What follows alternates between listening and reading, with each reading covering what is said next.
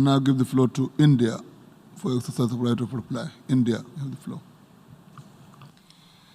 Mr. President, I take the floor to exercise India's right of reply to the statement made by the Prime Minister of Pakistan. Every word spoken from the podium of this august assembly, it is believed, carries the weight of history. Unfortunately, what we heard today from Prime Minister Imran Khan of Pakistan was a callous portrayal of the world in binary terms. Us versus them, rich versus poor, north versus south, developed versus developing, Muslims versus others.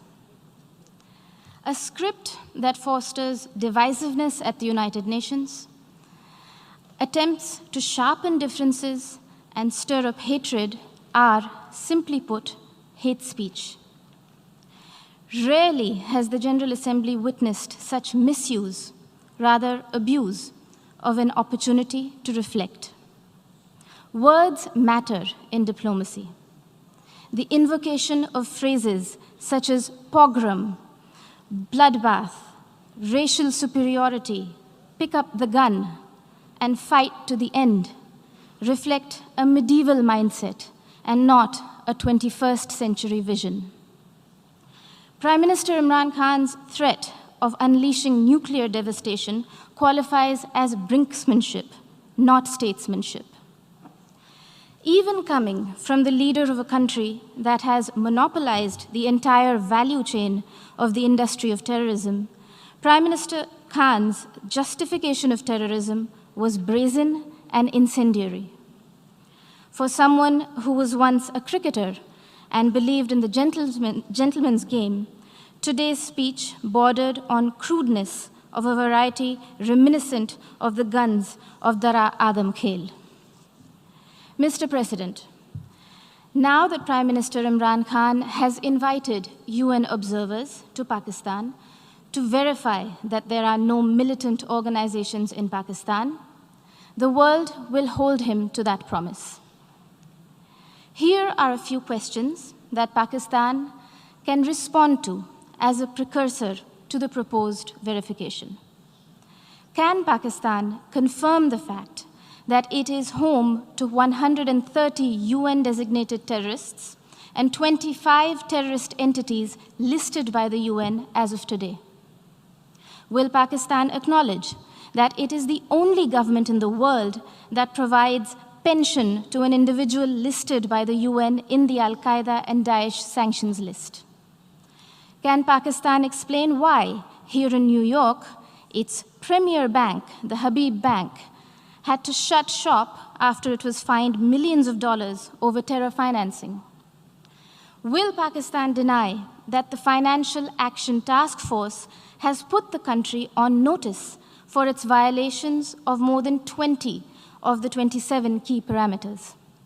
And finally, would Prime Minister Khan deny to the city of New York that he was an open defender of Osama bin Laden? Mr. President, having mainstreamed terrorism and hate speech, Pakistan is trying to play its wild card as the newfound champion of human rights.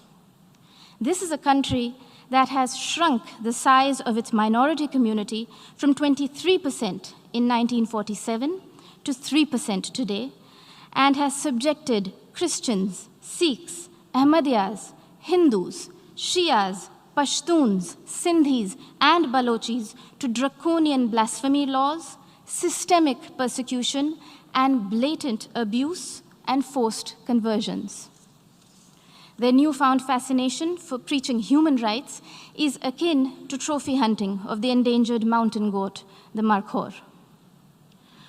Pogroms, Prime Minister Imran Khan Niazi, are not a phenomenon of today's vibrant democracies.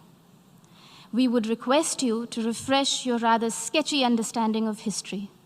Do not forget the gruesome genocide perpetrated by Pakistan against its own people in 1971 and the role played by Lieutenant General A.A.K. Niazi. a sordid fact that the Honorable Prime Minister of Bangladesh reminded this assembly about earlier this afternoon.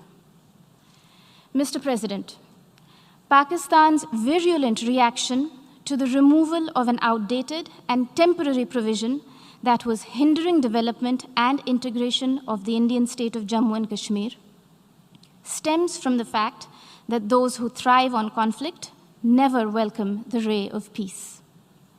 While Pakistan has ventured to upstream terrorism and downstream hate speech there, India is going ahead with mainstreaming development in Jammu and Kashmir.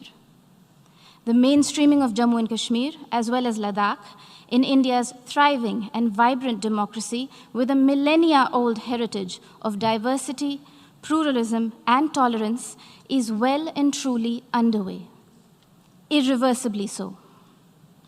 The citizens of India do not need anyone else to speak on their behalf, least of all those who have built an industry of terrorism from the ideology of hate. I thank you, Mr. President.